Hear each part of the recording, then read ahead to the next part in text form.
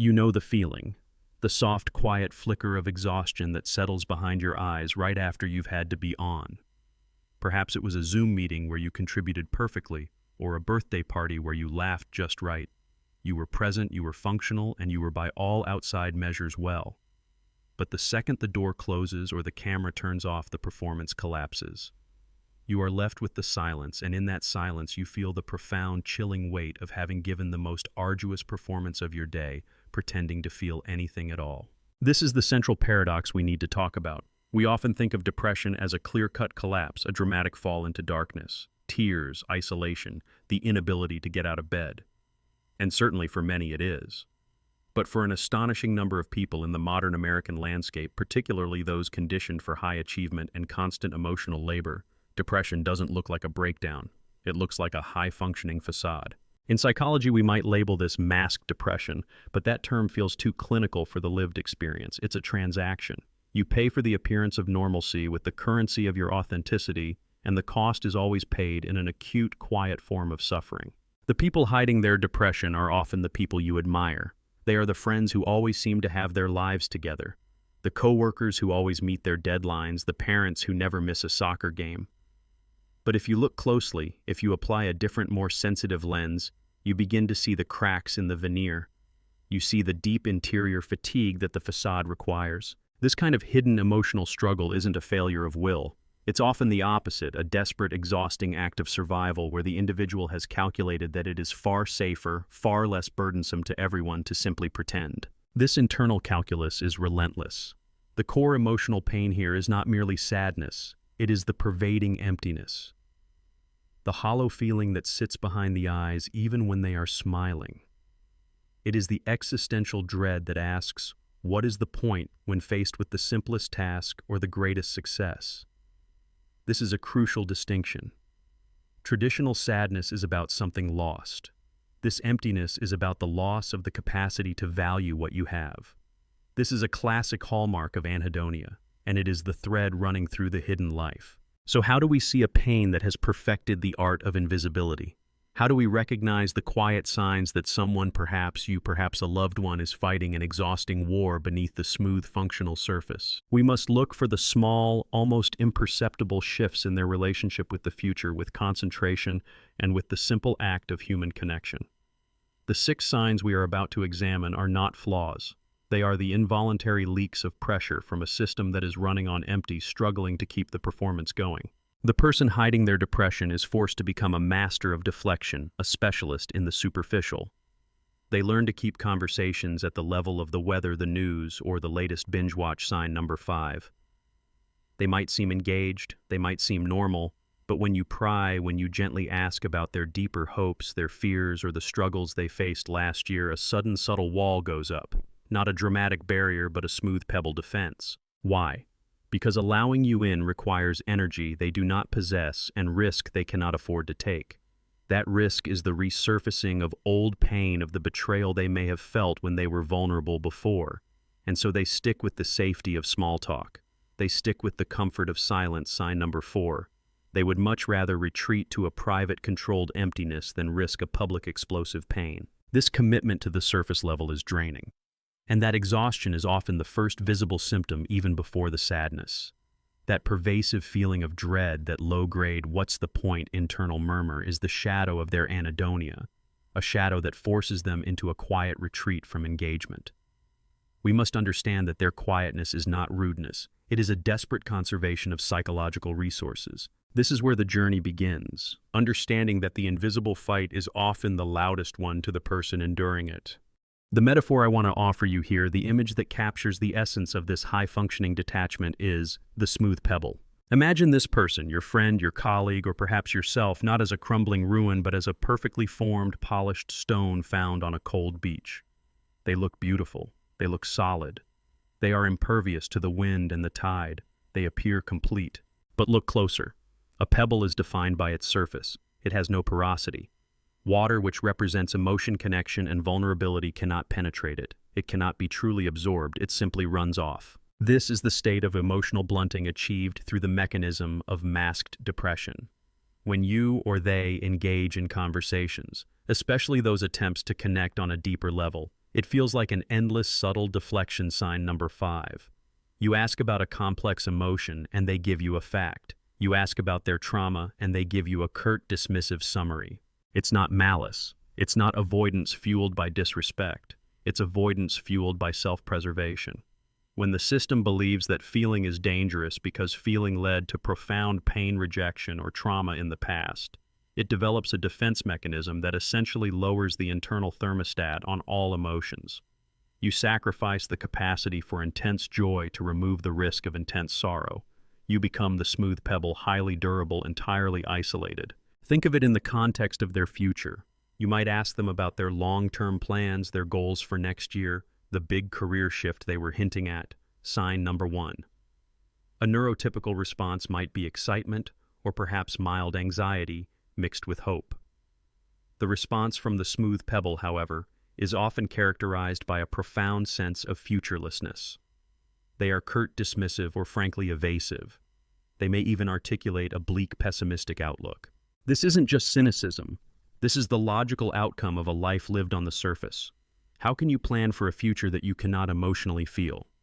How can you invest in a goal if your reward system is telling you preemptively that the achievement will feel as empty as the effort itself? The smooth pebble finds meaning only in the immediate, controllable moment, because the future, the expansive, vulnerable territory of hope, is simply too expensive to maintain.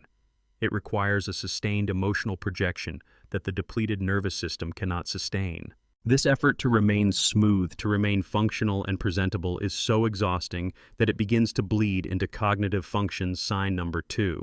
You notice them losing their train of thought, struggling to concentrate during discussions, or having noticeable memory lapses. This isn't laziness. This cognitive fog is the sound of the machine grinding to a halt because all its available power is being redirected to one single critical task: maintaining the surface.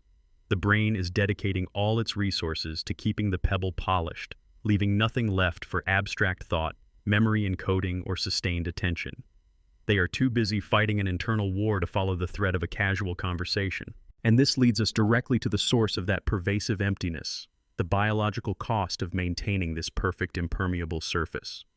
The cost is paid not just in lost memories, but in a profound chemical debt that we can begin to analyze through the simple mechanisms of the human brain.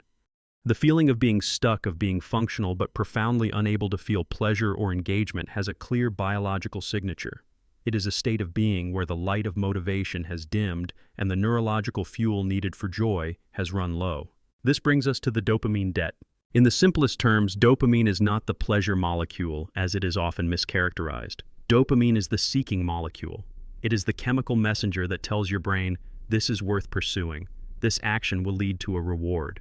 It is the driving force behind motivation, anticipation, and the cognitive energy required to plan for that future. Sign number 1. When an individual is hiding depression, constantly battling the low-grade existential dread and maintaining that smooth, non-porous exterior. Sign number 6. Their reward system is compromised. Studies in neuroscience indicate that anhedonia, the inability to experience pleasure, is strongly correlated with a hypoactive dopamine system, specifically a reduced response in the brain's ventral striatum, the critical hub for reward processing. Think of it this way. Your brain is a highly efficient accounting system, and normally the effort of smiling, of being present, or of planning a deep conversation is met with the psychological credit of positive reinforcement. You feel connected, valued, or hopeful. But for the person in dopamine debt, the equation is broken. They expend immense energy to maintain the facade, but the reward system fails to issue the corresponding credit. The smile feels empty. The conversation feels draining. The effort to concentrate. Sign number 2 yields no meaningful sense of accomplishment. This chronic mismatch leads the brain to logically conclude the effort is too high and the payoff is zero. This is why we see the profound fatigue. Sign number 4 in the retreat to silence. It is not a choice driven by spite or laziness. It is a compulsory act of energy conservation dictated by a chemically depleted system. Their brain is running in low-power mode, aggressively shutting down non-essential energy-demanding functions, which include the complex cognitive processes required for deep attention, memory formation, and most crucially, emotional forecasting. When you ask them about their plans and they are curt, they are not being rude. Their prefrontal cortex, the seat of executive function and planning, is struggling to pull resources from a system that is prioritizing survival over future orientation. The brain is effectively telling them, do not invest in a future you cannot feel. This is why futurelessness becomes the hallmark of masked suffering. Furthermore, this sustained effort to mask emotion, a core component of the facade, requires the constant suppression of the amygdala's fear responses. The moment they let the mask slip, the internal alarm system screams, rejection, vulnerability. The neurological cost of keeping that alarm perpetually muted is the relentless systemic fatigue we observe. The quiet suffering of masked depression, therefore, is not merely a mood. It is a state of neurochemical exhaustion where the systems designed to drive us toward connection and fulfillment have gone quiet. Understanding this allows us to move past judgment and into compassion, recognizing that their retreat is a necessary biological defense against overwhelming cost. If the neuroscience explains how the brain fails to keep up, the deeper psychological analysis explains why the individual chooses this exhausting path in the first place. This brings us to what I call the safety trap. Masked depression often originates not just from a disposition toward sadness, but from a profound, deep-seated belief that one's genuine, unfiltered emotional state is dangerous or unacceptable to others.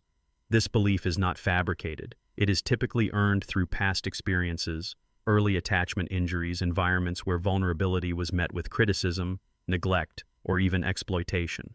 The person learns a critical, life-altering lesson. Showing pain makes me a burden, and being a burden means I risk abandonment. This is where the mask sign number 6 transforms from a social tool into a survival mechanism. It becomes a sophisticated defense strategy. According to models rooted in attachment theory, if the primary caregivers or social environments only offered validation when the individual was happy, productive, or high-achieving, the psyche internalizes a chilling command: function is love. The only way to guarantee connection, or at least the illusion of it, is to present a flawless, high-functioning self. The smile is not a lie told to the world. It is a desperate offering to the environment saying, I am safe to be around. I require nothing from you. This is why they recoil so strongly when you try to pry past the surface sign number 5. The effort to maintain that smooth, impersonal conversation is their way of guaranteeing emotional safety. Allowing a deep conversation means inviting the past pain, the feeling of betrayal, the sting of being dismissed when they were truly vulnerable to resurface. It's a risk of re-traumatization that their survival mechanism has decided is too high. The irony, the crushing loop of the safety trap, is that this very mechanism designed to ensure safety leads to the deepest form of isolation. They are safe from rejection, yes, but they are also safe from authentic connection. The emotional blunting they cultivate to survive the past is the exact mechanism that prevents them from experiencing the present. This leads to the constant internal dialogue we observe, sign number 4, the feeling of dread and the question, what's the point? When your worth is tied to your performance and your performance is masking an internal vacuum, Anhedonia, every victory feels hollow. Every achievement is just another confirmation that the love you receive is for the mask, not for the person beneath it. This internal conflict is the source of the profound fatigue that exhausts their ability to concentrate, sign number 2, and eventually collapses into physical pain, sign number 3. They are fundamentally trapped between two psychological imperatives: the need for connection and the fear that connection can only be maintained through deceit. They have chosen the loneliness of the smooth pebble, cold, isolated but unbroken, over the terrifying risk of being a warm, vulnerable heart. Our role is to understand the depth of that choice and the history that led them to believe it was necessary. The most compelling yet most frequently missed sign of masked depression is the physical manifestation of the lie. The physical body, unlike the carefully controlled mind, cannot sustain the illusion indefinitely. I want you to consider this: the quiet suffering you are observing, the internal battle to maintain. The facade is not a metaphysical struggle. It is a massive, ongoing physiological tax. The nervous system is running a constant low-grade stress response, a continuous fight or flight that never culminates in actual flight or fight. And this unrelenting tension must be processed somewhere. The body, as it always does, becomes the honest ledger of the mind's deception. This is why we see the unexplainable aches and pains, sign number 3. They may complain of chronic headaches, persistent backaches, or irritable bowel issues, symptoms that often defy easy clinical explanation. According to many studies in psychosomatic medicine, the consistent psychological suppression required to maintain the mask redirects emotional distress into bodily complaints. the anxiety that is not allowed to be felt, as fear is instead experienced as muscular tension and inflammatory responses. Your body is in essence the secret messenger that the mind refuses to listen to. It is screaming the truth that the smile is trying to hide. The physical pain is the biological cost of emotional silence. Think of the energy required for the person to engage in social interaction. Sign number 5 to fake a laugh, sign number 6, and to redirect deep conversations back to safe, surface-level topics. Every deflection, every suppressed sigh is a tiny act of muscular and nervous system contraction. Over time, these microcontractions solidify into chronic pain conditions. The headache is the pressure of the unexpressed anxiety. The backache is the weight of the burden they are refusing to share. This isn't just anecdotal. Research reports that individuals experiencing masked or atypical depression often report higher incidence of generalized unexplained pain than those whose symptoms are more classically effective. Their pain is an accurate, if confusing, marker of their internal landscape. Furthermore, this physical toll contributes exponentially to the cognitive fatigue, sign number 2. It's difficult to concentrate on a complex work task when your nervous system is actively signaling that there is a chronic internal threat. The brain is distracted by the physical discomfort, diverting resources away from executive functions, leading to the memory gaps and the struggle to maintain focus. Therefore, the critical insight here is this: the hidden fight is not just draining energy, it is actively damaging the physical infrastructure of the person. The pain is not a separate illness. It is the clearest, most undeniable evidence that the safety trap has failed. The body is the physical manifestation of the system's quiet collapse, a constant low-frequency hum that tells the truth about the quiet war being fought beneath the polished surface of the smooth pebble. To truly see the person hiding their depression, we must learn to read the silent, honest language of their aches and pains. One of the most insidious signs of masked suffering is that quiet, deep-seated pessimism regarding the road ahead. Sign number 1. It's not just momentary gloom. It's a systemic lack of conviction in the utility of tomorrow. This is what I have termed the erased horizon. To understand this, we must return to the neurochemistry and the psychology of anhedonia. The brain's function is fundamentally predictive. It constantly tries to forecast the value of future outcomes. This predictive mechanism is crucial for planning and motivation, the very qualities masked depression attempts to mimic.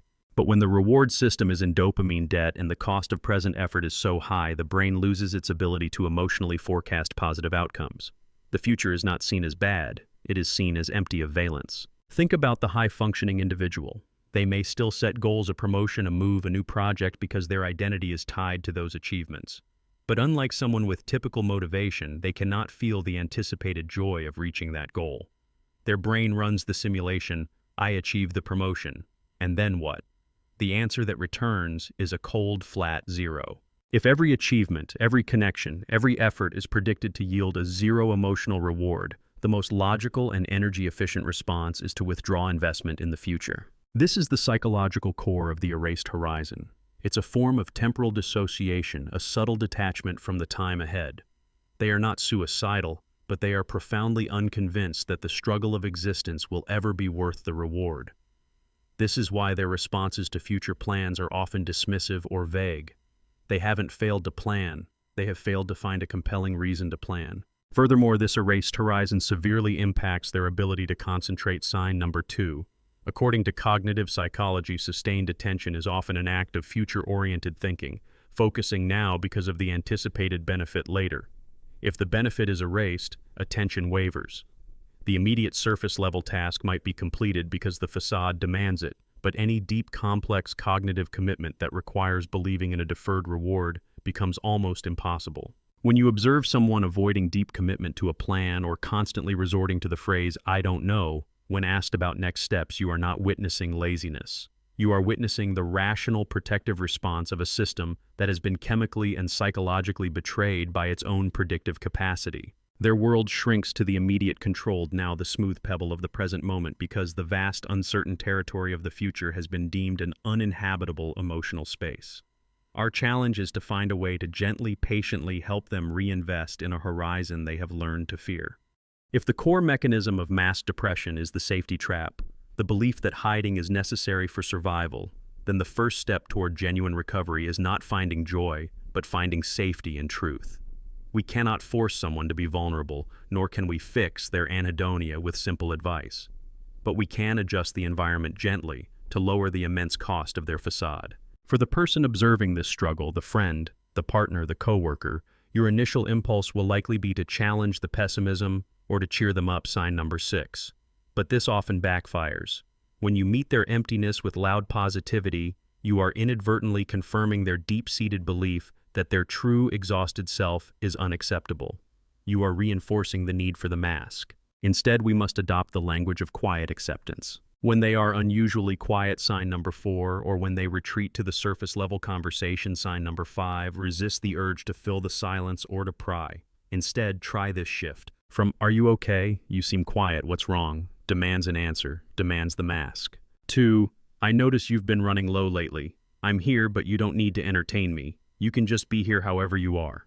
Acknowledges the exhaustion, removes the requirement for performance. This simple linguistic shift is profound. It tells the deeply tired individual that their quietness and their fatigue are acceptable inputs. It reduces the energy they must spend on maintaining the facade, even if only by a fraction. This is the first crucial act of lowering the cost of the lie. For the person experiencing the mask depression, the path to healing is less about massive breakthroughs and more about minute, deliberate acts of reinvesting trust in your own system. You cannot force the feeling of pleasure, but you can dismantle the safety trap by introducing small, controlled moments of genuine emotional exposure. This isn't sharing deep trauma with a stranger. It's about acknowledging the subtle, honest truths of your immediate experience. When a wave of unexplained pain, sign number 3, hits, instead of distracting yourself or minimizing it, try an internal, truthful acknowledgement. This is not just a headache. This is the accumulated tension of a week of pretending. This simple act of naming the somatic truth is a small, quiet rebellion against the mask. It allows the body's pain to be heard, reducing the need for it to scream louder. In the realm of futurelessness, sign number 1, resist the pressure to plan the next 5 years. Instead, commit to micro-planning the next 5 minutes. What is the smallest, most concrete, most truthful thing you can do right now that honors your exhaustion?